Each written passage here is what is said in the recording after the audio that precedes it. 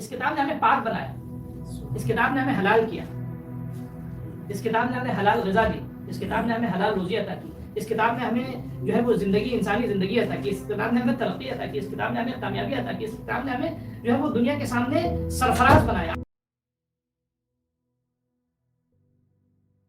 لیکن نظریات کی اہمیت جو ہے وہ شخصیات سے ہوتی ہے، نظریات کا وزن جو ہے وہ شخصیتوں سے ہوتا ہے، ٹھیک ہے۔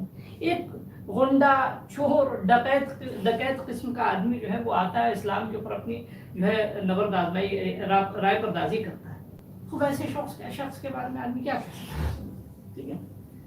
حتیٰ ابو جہل کو بھی اپنی حیثیت کا اندازہ تھا، وہ بھی قریش کے علماء و دانشوروں کے پاس جاتا تھا، ادیبوں کے پاس جاتا تھا قرآن مجید کی جو ہے وہ اس سے مقابلہ کرنے کی، وہ بھی ابو جہل سے بھی بدتر ہے۔ ان کو اپنی حیثیت کا اندازہ نہیں، یہ شخص اس لائق نہیں ہے کہ ہاں ایسی تحریکیں، اگر ایسے اعتراضات ہوتے ہیں تو ان کا مقابلہ، ان کے خلاف آواز اٹھانا ایک سب سے بڑی مشکل کیا ہو گئی ہے۔ اب کیا نام ہے، اسلامی اقدار جو وہ علاقائی بن گئے ہیں، یہ سب سے بڑا المیہ ہے۔ اسلام ہرگز علاقائی نہیں ہے، کبھی بھی رسول خدا کی توہین دنیا کے جس گوشے میں بھی ہو، کبھی بھی کتاب خدا کی توہین دنیا کے جس گوشے میں بھی ہو، ہر مسلمان پہ فرض ہے اس کے خلاف آواز اٹھائے، چاہے وہ جس زبان سے تعلق رکھتا ہو۔ لیکن ابھی دیکھیے کیا کتنے دنیا میں کتنے گوشوں میں جو ہے وہ سب خاموش بیٹھے ہیں، ٹھیک ہے۔ توہین کا مقابلہ جو ہے وہ علمی مقابلہ ہونا چاہیے دین خدا کی، یعنی میری آئیڈینٹی پہ کوئی اعتراض کرے اور ہم خاموش بیٹھے رہیں، کوئی مجھ سے آگے پوچھے ہو آر یو، یا ایسی ضرب مجھ پہ لگا کہ میں اپنی اصل کو بیٹھے، میری شناخت کس پہ؟ میری شناخت اس سے نہیں کہ میں کسی کا بیٹا ہوں، کسی کا بھائی ہوں، کسی کا باپ ہوں، میری شناخت میرے دین سے ہے، میری شناخت میں رسول خدا سے ہے، میری شناخت اس کتاب سے اللہ کی۔ آج جو کچھ بھی ایک مسلمان آبرومندانہ طور پہ اگر زندگی بسر کر رہا ہے، اس کے پاس مثلا حسب و نسب کا اگر شرف ہے تو وہ اس کتاب کے سبب ہے۔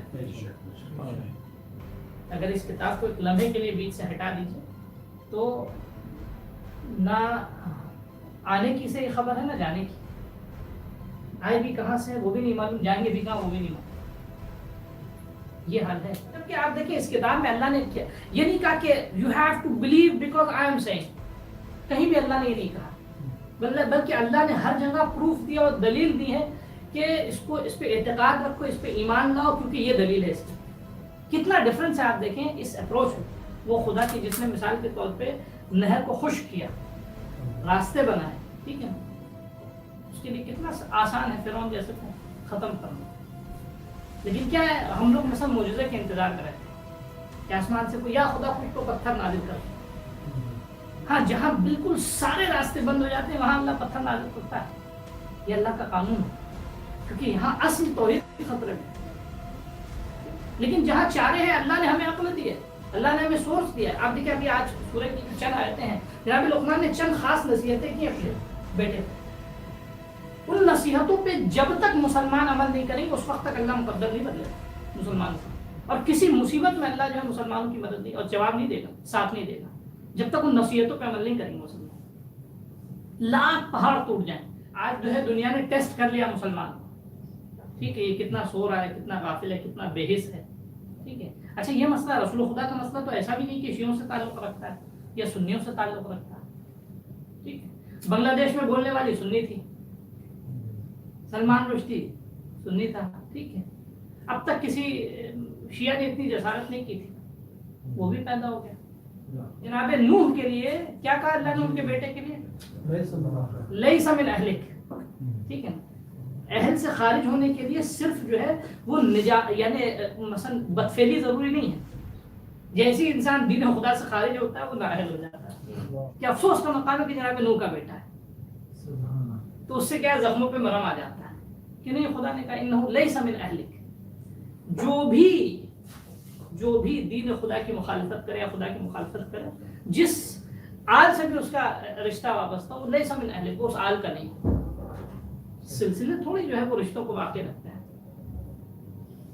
سلسلہ دینداری کے ساتھ رشتوں کو باقی رکھتا ہے۔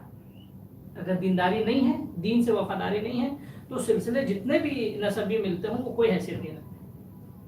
کہنے کا مقصد یہ کہ میں اصل بات کی طرف ہوں، کہنے کا مقصد یہ کہ ہمیں ہر فرد پر واجب یہ ہے، اس کی دینی غیرت کا تقاضا یہ ہے کہ جب کبھی بھی دنیا کے کسی گوشے پہ بھی رسول خدا کی اگر یا دین خدا کی اگر توہین ہو رہی ہے تو وہ اپنے طور سے اپنی حد تک اس کے خلاف ناراضگی ظاہر، اگر ظاہر نہیں کرتا ہے تو وہ اپنے جو ہے وہ دین پہ شک کرے، اپنے مسلمان ہونے پہ شک کرے. بھئی یہ کتاب کیا ہے؟ یہ کتاب میری شناخت ہے. اس کتاب نے ہمیں پاک بنایا، اس کتاب نے ہمیں حلال کیا، اس کتاب نے ہمیں حلال غذا دی، اس کتاب نے ہمیں حلال روزی عطا کی، اس کتاب نے ہمیں جو ہے وہ زندگی، انسانی زندگی عطا کی، اس کتاب نے ہمیں ترقی عطا کی، اس کتاب نے ہمیں کامیابی عطا کی، اس کتاب نے ہمیں جو ہے وہ دنیا کے سامنے سرفراز بنایا. آج تک ہم ایسی کتاب ہاتھ میں لے کے چل رہے ہیں کہ آج تک دنیا اس کا جواب نہیں لا پا رہی. یعنی ایسا ٹرافی ہمارے پاس ہے کہ دنیا کے پاس اس کو شکست دینے کے لیے، اس کو چھیننے کے لیے کوئی دلیل ہی نہیں اس کے پاس. ہم نے کیا کہا بھائی تم دلیل لیاؤ، یہ کتاب لے جاؤ ہم سے. کسی کے پاس اس کتاب کا جواب ہی نہیں ہے. اور اس کا علمبردار کون ہے؟ مسلمان. اور اس کا مطلب ہماری عزت دنیا میں اسی کتاب سے ہے نا. اور اب اس کتاب کی توہین ہو رہی ہے، ہماری عزت رسول خدا سے ہے، رسول خدا کی توہین ہو رہی ہے. ہم خاموش تماشا دیکھتے رہے، 2020 کھیلتے رہے، یہ اس ملک کا وہ اس ملک کا. یہ جو ہے یہ ہماری دینی غیرت کے خلاف. لہذا جو ہے، اور ان چیزوں کا جواب کیا ہوتا ہے؟ یہ اصل جو میسج کا یعنی جو لب لباب یہ کیا ہے، ان چیزوں کا جواب صرف بد کلامی سے، جیسے سوشل نیٹ ورک پہ ہوتا ہے، گالیاں بک کے نہیں ہوتا. جس چیز جو اعتراض ہے اسی راستے سے آپ وارد ہوئی. لوہے کو لوہا کاٹتا ہے، لوہے کو لوہا تھوڑی پتھر کاٹتا ہے، پتھر ٹوٹ جائے گا، لوہا نہیں کٹے گا. ہم مظلوم ثابت ہو جائیں گے کہ ہاں بھائی ہمارے پاس لوہا نہیں تھا اس لیے ہم نے پتھر سے بھی مقابلہ کیا، لیکن ہمیں مظلوم کیوں بنے جب ہمارے پاس لوہا موجود ہے؟ ایسا تھوڑی کہ ہم کمزور ہیں، ہم جواب تو دے سکتے. دنیا میں جہاں جہاں بھی لوگ ہیں اپنے اپنے اعتبار سے، علماء اپنے اعتبار سے، دانشور اپنے اعتبار سے، اپنے اپنے طریقے سے کم از کم اپنا پیسفل احتجاج درج کریں، اپنے علاقوں میں درج کریں، وہ تو کیا جا سکتا ہے. ٹھیک. تو بہرحال یہ ہر مسلمان کا فرض ہے دینی غیرت کے اعتبار سے کہ کبھی بھی خود کسی خطے میں جو ہے وہ کتاب خدا کی توہین ہو، ہم پہ اس کی پاسداری جو ہے وہ فرض بنتی کہ ہم اس کتاب کے جو ہے پیروکار ہیں. صلی اللہ علیہ